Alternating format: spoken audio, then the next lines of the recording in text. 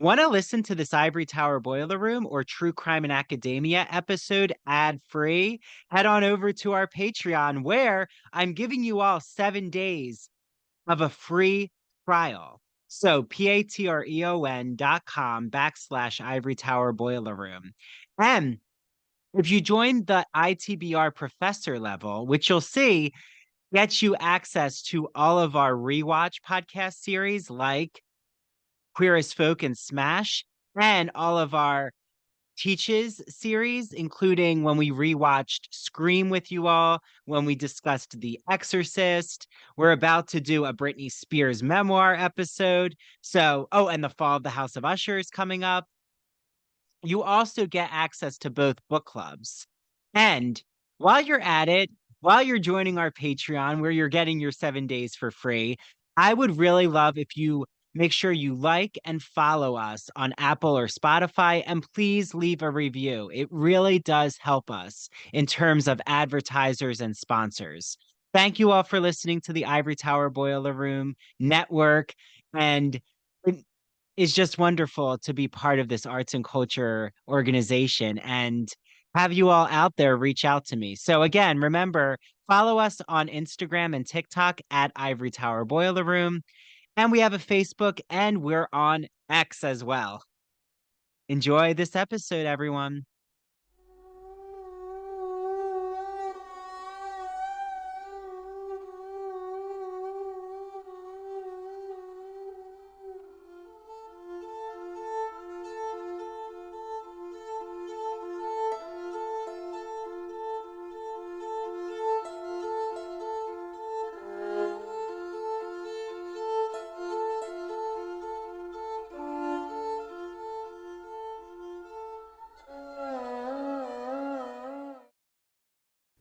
Hey, true crime friends. Welcome back to another episode of True Crime in Academia. I am your host, Mary DiPipi.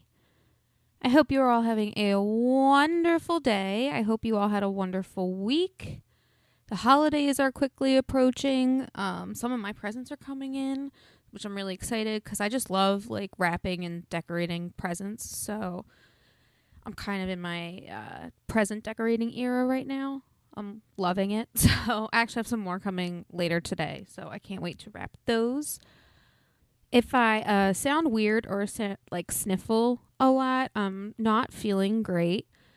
Little under the weather. No, it's not COVID. Thankfully, I tested and I'm negative. But I think there's just a virus or something going around or cold or whatever. So, I'm just trying to wait that shit out. Drinking a lot of cranberry juice and some seltzer water, a lot of tea. So, just trying to, get back on the mend, if you will. Also, this will be the last episode of True Crime in Academia between now and the new year. ITBR and True Crime are taking off for the holidays. I forget when we're coming back in January. Literally, Andrew just told me, but I think it's the first or second week in January. So we'll be back then. And just make sure to catch up on everything if you need to. We'll be posting clips from old episodes and stuff, to give you guys some suggestions for things to listen to. But yeah. So without any further ado, let's get into this news update, shall we? A fourth allegation and lawsuit has come against Sean P. Diddy Combs. Again, this is the fourth allegation against him so far, actually within a month. Now, this lawsuit alleges that the rapper and mogul, along with others, trafficked and sexually assaulted a 17-year-old girl in 2003. A lawsuit was filed last Wednesday. This comes after two others and Cassie Ventura, the R&B singer who sang the song Me and You back in the day. I used to love that song. They had a relationship. She came forward sometime last month, stating that Sean P. Diddy Combs had, sadly sexually assaulted her and she was pressing charges. So since then, like I said, 2 other women and now this 4th woman have come forward. This woman, the 4th, she is remaining unnamed. She stated that she was in the 11th grade or her junior year when she met a man named Harvey Pierre. Or maybe it's Harv Pierre. Either way, Pierre was the president of Combs Bad Boy Records at that time, and the 2 met at a Detroit lounge. Now, Pierre told her that he was best friends with P. Diddy, Sean Combs, before then getting him on the phone and having the unnamed woman, speak to him. On the phone, Combs persuaded the woman to take a private jet with Pierre and another unnamed person to his recording studio in New York, which was where he was at the time. Once they arrived, she said that she was allegedly supplied with drugs and alcohol and then was sadly, allegedly raped by Sean P. Diddy Combs and the other men who were at the recording studio. She was able to supply pictures of her assault, and, he is in them. Of course, Sean P. Diddy Combs is strongly denying these claims. I mean, of course he is. I mean, what else is he going to do? Admit to it? I mean, until, because technically, and I'm not saying it's right, because I think he is guilty as sin.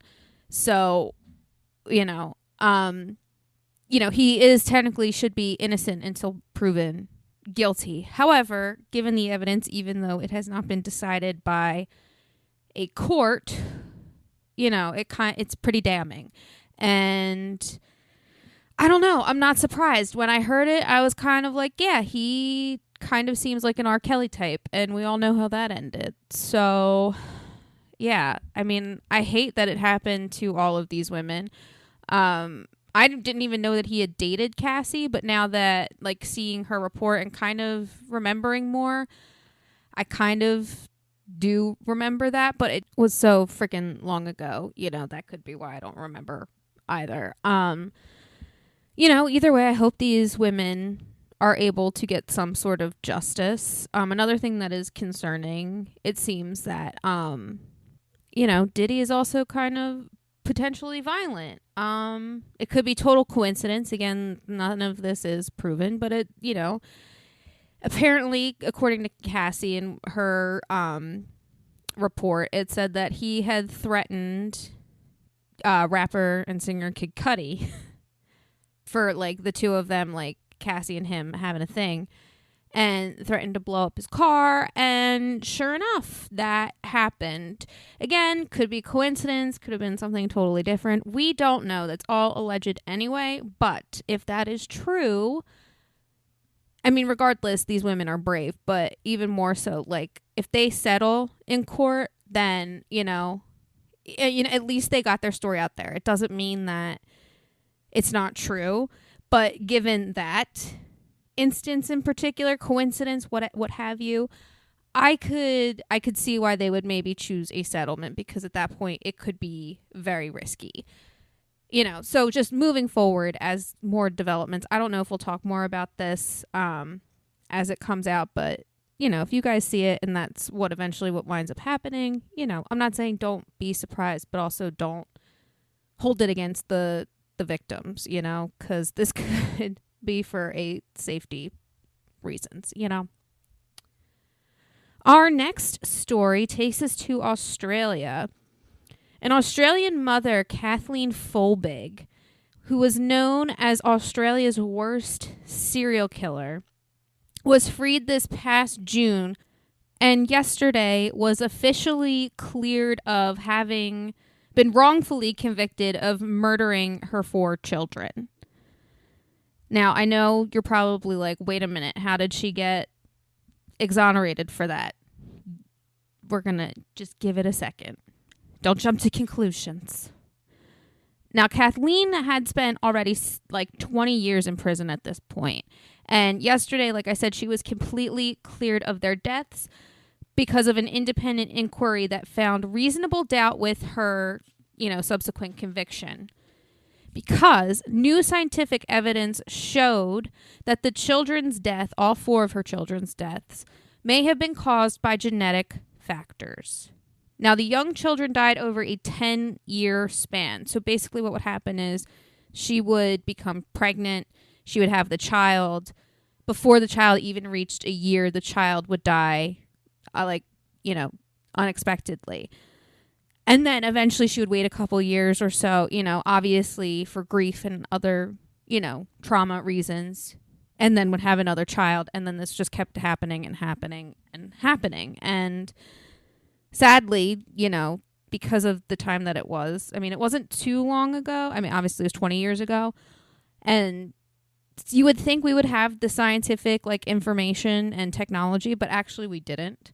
So a lot of people just thought, excuse me, the notion of 1 dead child's a tragedy, 2 is suspicious, and 3 is murder. So that was kind of the mindset of the jury and the angle of the prosecution. So that's why, sadly, she was put away for so long, and there wasn't, like I said, enough information at the time.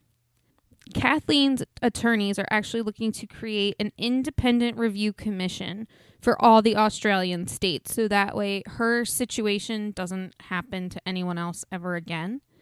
And Red Handed Podcast, they had a really good episode on this case. It's episode number 257.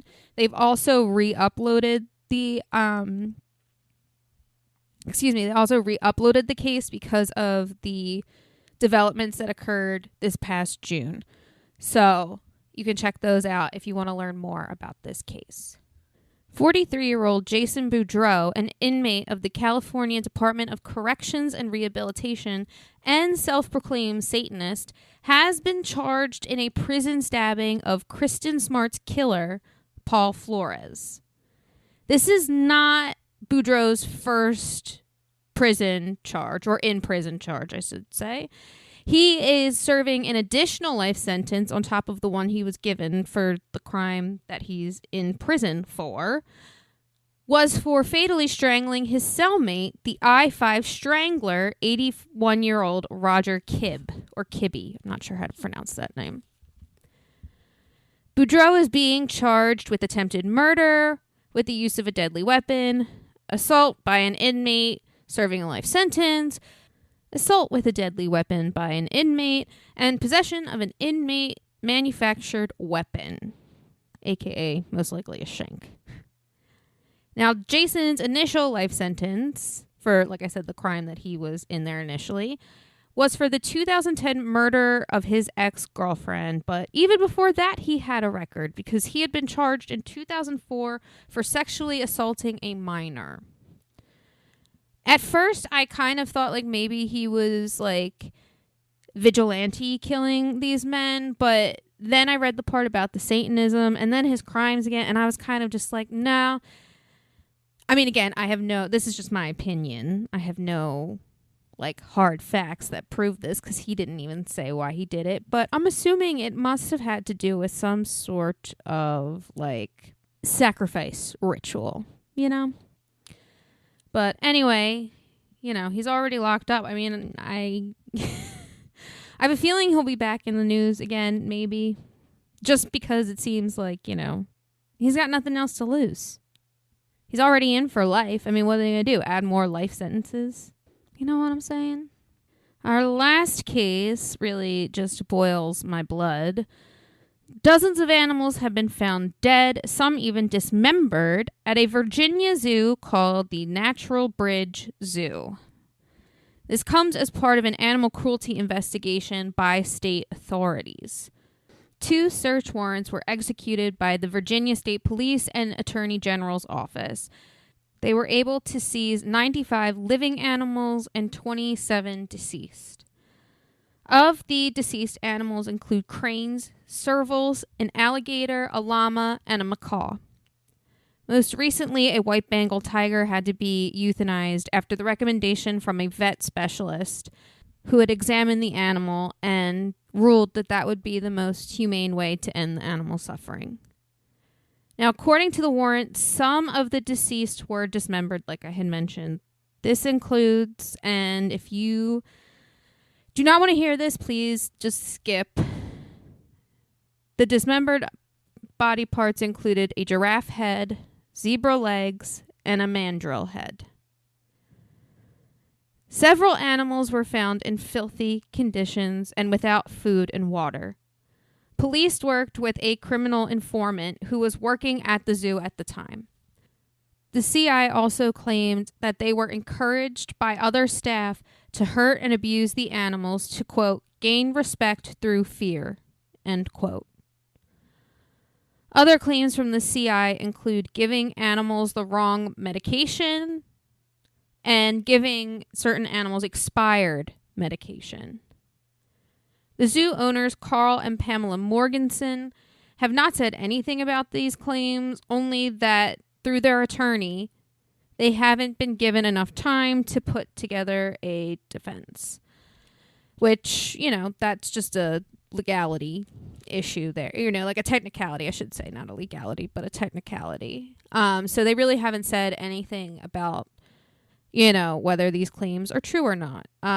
So we will see what happens with this. But I'm just curious why as to they weren't on Tiger King. Like, Tiger King just completely missed these people. They would have had another, sad to say. I hate that these poor animals were being treated this way. And I'm just trying to give some levity, trying to make myself laugh, which I'm sorry if that's coming off crude. But,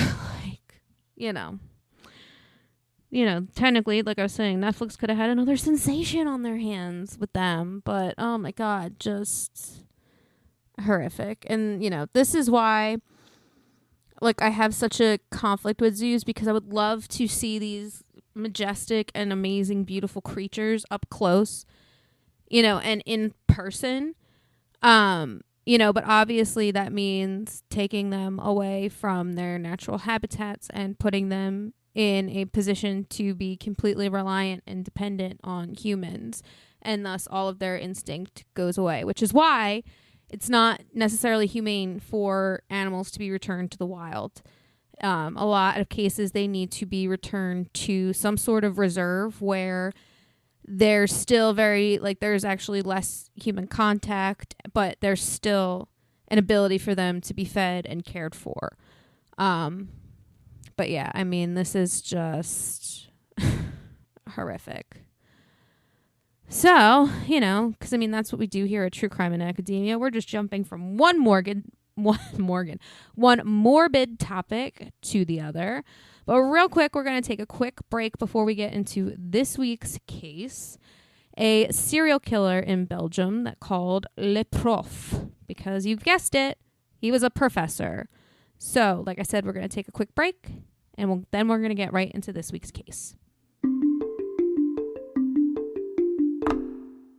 Hi, this is Dr. Andrew Rimby, and when I'm not here on the podcast, I am consulting with small businesses, undergraduate students, graduate students, podcasters, and those in media. So if you're curious about the work that I've done with my consultation services, you could just type me in on Google, Ivory Tower Boiler Room, and you'll see a few reviews pop up. I've worked on college admission essays for undergraduate students. I've revamped and expanded a small business's social media marketing campaign right here in Port Jefferson, New York. And I've also worked on a graduate student's thesis for her physician assistant program. So if you want to seek me out or inquire about my consultation services, just email me. That's the easiest way to reach me at ivorytowerboilerroom@gmail.com. That's easy to remember. And 'tis the season for college admission essays, both undergraduate and graduate, thesis writing, dissertation writing. Do you want to create a podcast and you don't know where to begin? Media work, how to open a TikTok, how to start creating videos on TikTok, what to do with your Instagram. All of that I have done. So just reach out to me. Also, I'm really excited to announce that the December book club choice is Britney Spears' The Woman in Me memoir. So to join the book club, head to ivorytowerboilerroom.com and go to events, and you're going to see a form there. Just so I know how many of you are joining the book club, and that way I can reach out to each of your email addresses and poll all of you to see what date at the end of December works. It's going to be the week after Christmas, so don't worry. It's not going to be the week of Christmas. That would be hectic. And then I'll let you all know how to join the book club, which happens on Patreon. You just join under the ITBR book club section. So can't wait to see who wants to discuss Britney Spears. We have a lot to dissect there. And also, if you want to join the Wicked Broadway musical group event, which is happening in March, head to that events section on the website and fill out that Google form by December 1st. So much happening here in the Ivory Tower Boiler Room, and I love this community. I love being the host and director of this arts and culture organization. Thank you all for supporting me. It means so much. And please spread the word for my consultation services for the podcast, the book club, the Broadway musical, group event, all the things. And without further ado, here's today's episode.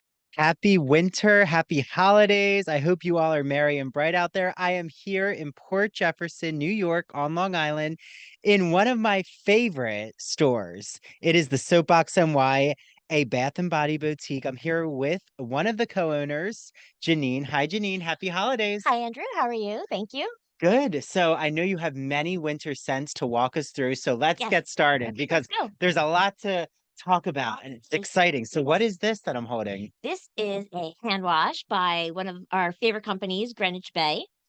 It's a gingerbread scent, which is wonderful, very Christmassy, very holiday-ish. And you can follow it up by using Greenwich Bay's lotion. It's a hand and body lotion. And to keep with that gingerbread scent is a sugar whip scrub. It's a body scrub that you could use in the shower, and it's by a company called Primal Elements. And it's something I'm actually using currently. And I said to Janine, and she always laughs, that I really feel like I'm in Santa's bakery. So, it is so yummy. It's a good one. And then, what are these adorable little soap gifts? Jumping back to Greenwich Bay, this is a great little grab and go gift, great for a stocking stuffer. They're mini soaps by Greenwich Bay, and it just gives you a little sample of some of their mini soaps to try. Ooh, peppermint, Yeah. mistletoe, holly, Yeah, it's wonderful. cranberry. Yeah, and all there's the some flavors. gingerbread in there too. And then what is this room spray? This is from company Michelle Design Works, another one of our favorites. Room spray that you can use any room in your house, just kind of freshens up the room a bit. And what is this by Michelle Design Also by Works? Michelle Design Works is Winter Blooms, one of their new scents this holiday season. It's great. It's a hand wash. You can use it in your kitchen or your bathroom. And then here's something to follow it up with. Exactly. It's a hand and body lotion. And then what is this beautiful decorative candle here? One of our favorites that we actually sell all year round because it's so popular. This is the scent of Fraser Fir by Times. I think I'm becoming addicted to it. Yes. I think you are because you already own one, I believe. I own one, and it is a decorative candle for me because I'm about to open it, but it's just in such I know the a packaging beautiful is, I don't know what's better, package. the packaging or the scent. I'm but it's using it as a wonderful. holiday decoration. So Cool. I'll get to the candle eventually, Yes, you everyone. will. But it's wonderful because with Times and their Fraser Fir, not only do they carry the candles, but they also make it in the scent in the diffuser, in soap, the hand lotion, the hand soap. It's just a great line and a great scent. We're going to be Fraser Furred crazed this holiday season. I love it. And Yes. then what are these so adorable pajamas? My friends next to me, a company called Hello Mellow. But these pajamas are so comfy. We have the t-shirts with the pajama pants. These happen to be the Nutcrackers, one of my favorite this holiday season. And then they have the nightshirts too, and they're so comfy. And it says, "Oh, what fun," with the little Santa hat. Yes, and we have others as well. So, Janine, how can everyone out there get their hands on your hand and body and even pajama products? Well, we'd be more than happy to see you in our shop. We're located at 18 Chandler Square in Port Jefferson Village. You could always call us to place an order. We're happy to ship to you. Our phone number is 631-509-1424. You can place an order on our website, soapboxny.com. And you could also find us on Instagram or TikTok at the Soapbox NY. So many options. I can't wait for all of you out there to just enjoy what I love so much about the Soapbox and Why. So with that, Thank you so much. happy winter, everyone. And this is going to keep you all, especially in the Northeast, merry and cheery with our cold, dark days. Yes, I know they're coming, unfortunately, but we'll Yeah. survive. But this will get you that pep Right in in your your step. spirits. I think so Exactly. too. There we Yes. go. Happy Yes. holidays. Happy Bye, holidays. everyone. Thank you. LGBT stories are universal, but each one speaks to the individual heart and soul of the writer telling it. Do you have a story to tell? Or have you been moved by an LGBT book, film, painting, television show, or other form of media? Then the Gay and Lesbian Review wants to hear from you. The GNLR believes in bringing awareness to queer art and artists through reviews, commentary, and thought pieces in which the author relates their personal lives to a particular piece of art, a novel, a movie. In addition to the print magazine, the GNLR also publishes articles on its blog. So you can see all of this on glreview.org. That's glreview.org. Remember, you get 50% off your subscription of the GL Review magazine when you use the promo code ITBR50. That's 50% off your print or digital subscription when you use promo code ITBR50. To learn more about submitting an article for the GNLR, visit their writer's guidelines. The link is located at the bottom of their homepage. And if you have any questions, email Stephen Hemrick. That's STEPHEN dot HEMRICK at glreview.org. The GNLR and its readers can't wait to see what you have to say.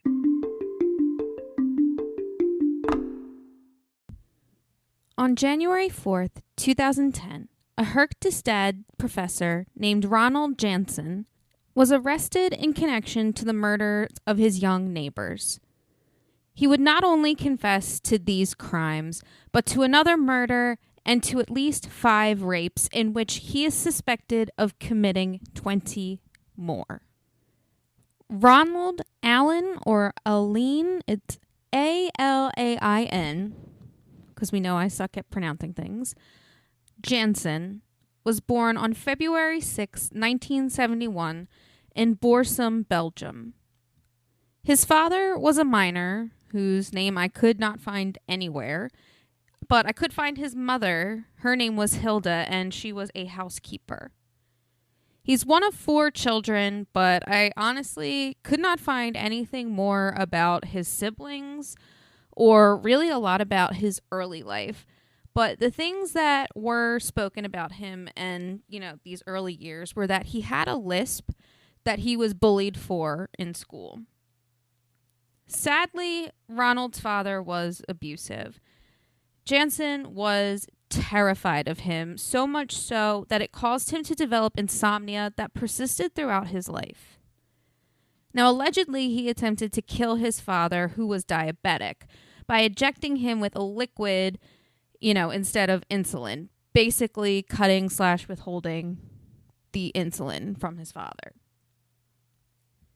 Now, Janssen thankfully did have a strong relationship with his mother. And when Hilda eventually divorced Janssen's father, he and the 3 other children chose to live with her. Janssen went on to study at universities in Hasselt and Leuven. That's actually, coincidentally, where my sister studied when she studied abroad. She studied in Leuven. It's partially why I picked this case. Shout out to my sis. And in 1993, he graduated as an industrial engineer with distinction. So I'm guessing that's kind of like the equivalent to like what we have like when you graduate with honors or summa cum laude or, all of those things. That same year, he actually met his future wife, a woman named Natalie. 3 years later, the couple, married at this point, I'm deducing, moved to a town called Genk.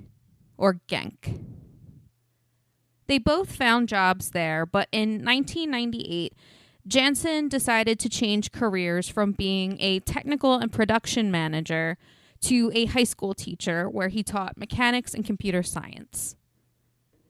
In mid-2000, Janssen, his wife, and their 2 daughters moved to Loxbergen, much like his siblings, I couldn't find really any information about when his daughters were born.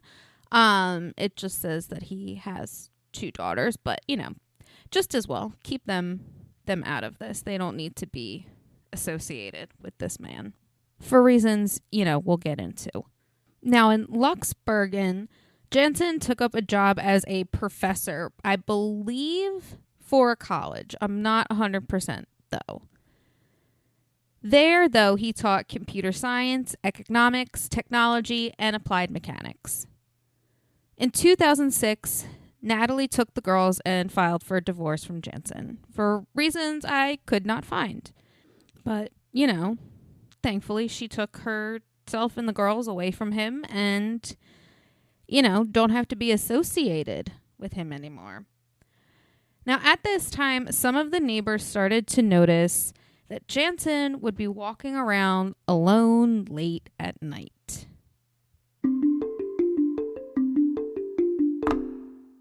Hi, this is Dr. Andrew Rimby, and I'm so excited to shout out the Gay and Lesbian Review, who is helping to sponsor the ITBR podcast. For all of you out there, the Gay and Lesbian Review is a bi-monthly magazine where you can discover new things about gay and lesbian literature, history, and culture.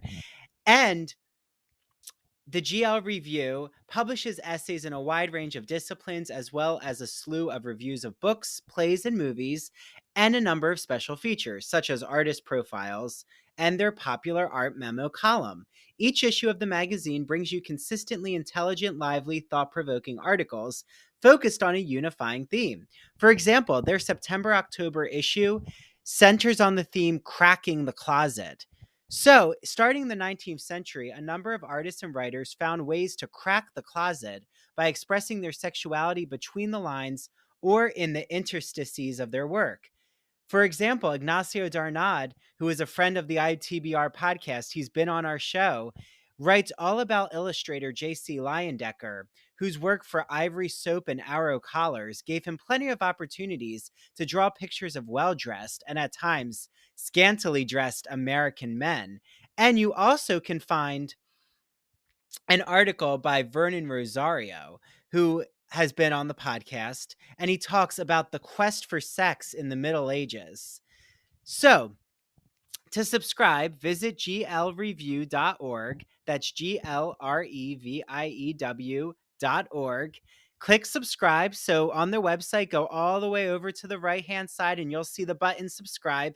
Click subscribe and enter the promo code ITBR50 because you're getting 50% off your subscription to the print or digital edition of the Gay and Lesbian Review magazine. I can't wait for you all to have your copy of the Gay and Lesbian Review magazine, and make sure that you take a picture when your magazine arrives or when you're reading it online and tag the GL Review on Instagram and ITBR, and we'll share it out in our stories. Enjoy your reading, everyone.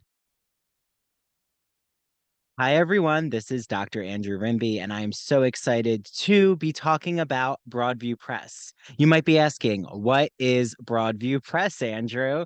Broadview is an independent academic publisher in the humanities that produces high-quality, pedagogically useful books for use in university and college classrooms. They publish in the humanities, mainly English studies, writing, philosophy, and history, just to name a few genres. And recently, I had on Dr. Jason Holt, who wrote all about the philosophy of sport. And what better summer episode than to talk about what happens when a philosopher dissects the beautiful aesthetics of sporting culture. In the spring, I had on Doctors Kyle Stedman and Tanya Rodriguez to talk about what is sound writing, how to make audio projects in the college classroom, how to even have your students create podcasts. And then in the winter, I had on Dr. Jeffrey Weinstock. He talked about analyzing pop culture. Yes, I even sneak in some Real Housewives questions and how to teach composition and make it fun. He uses this whole metaphor about being a mad scientist in this gothic lab. And in the fall, I had on Dr. Ann Stevens, and she talked about literary theory and criticism. And yes, the university season is upon us. So, what better way to talk about the college classroom than to actually understand what is literary theory. That's a wonderful episode for all of you out there who teach literary studies. I love Broadview Press. Make sure you use their exclusive code. It's Ivory Tower on broadviewpress.com. You get 20% off all Broadview Press publications. Okay, until the next Broadview Press interview. And now back to the Ivory Tower boiler room. Imagine that you're riding the Turner Classic Movie Great Movie Ride in Hollywood studios. It's in the 1990s. As you're journeying through the Great Movie Ride, you pass the Wizard of Oz, where all of a sudden you see the Wicked Witch of the West ascend into Munchkinland in a cloud of smoke and flames. Well, that's the memory I have with the Great Movie Ride in classic cinema when I was at Disney in the 1990s as a young boy. And ever since that, I was hooked on classic cinema. Well, my friend Christian Garcia, friend of the Ivory Tower Boiler Room, has a podcast that you all are going to love. It's called That Old Gay Classic Cinema, and he looks at queer themes in classic cinema like Vertigo, The Wizard of Oz, Sleeping Beauty, Mary Poppins, 101 Dalmatians, Hello Dolly. The list can go on and on and on. So follow him on Instagram at That Old Gay Classic Cinema. You can listen to his podcast on Apple and Spotify. And he also is on the premiere episode of our Queer as Folk podcast, where I'm rewatching every episode of Queer as Folk from 2000.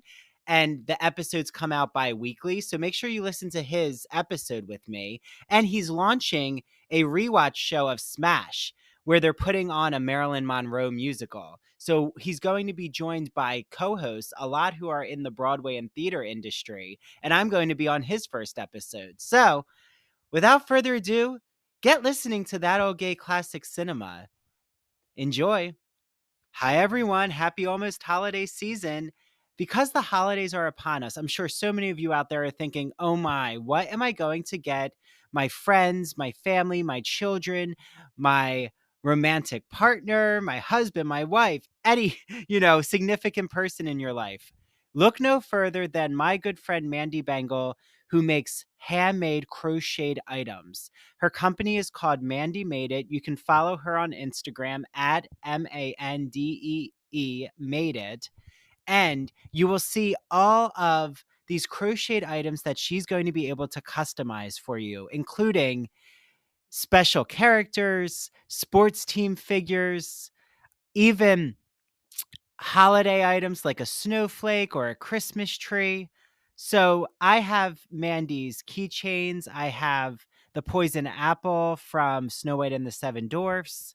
I have a rainbow flag that she made me. So Mandy is able to really customize an order just depending on what your hobbies and passions are and what item you're really looking for. So because you're listening to me talk about Mandy, she said that anyone who goes to Mandy Made It on Instagram and orders from her and they've heard the Ivory Tower Boiler Room ad, she will give you all a free Ivory Tower Boiler Room t-shirt with your order. So head right now to Mandy Made It. If you were really looking for that special gift, now you don't have to look any further because I have you covered with Mandy Made It. Okay, I hope you all enjoy your items from Mandy Made It. And please make sure that you take a photo of your crocheted items so that we can share it out on our social media. I know Mandy would love that, and I would love to see what you all are ordering from her. She even has an adorable pillow called Netflix and Chill, and she has these cute coasters that she crochets for your favorite coffee or tea mug. So enjoy all your Mandy Made It products.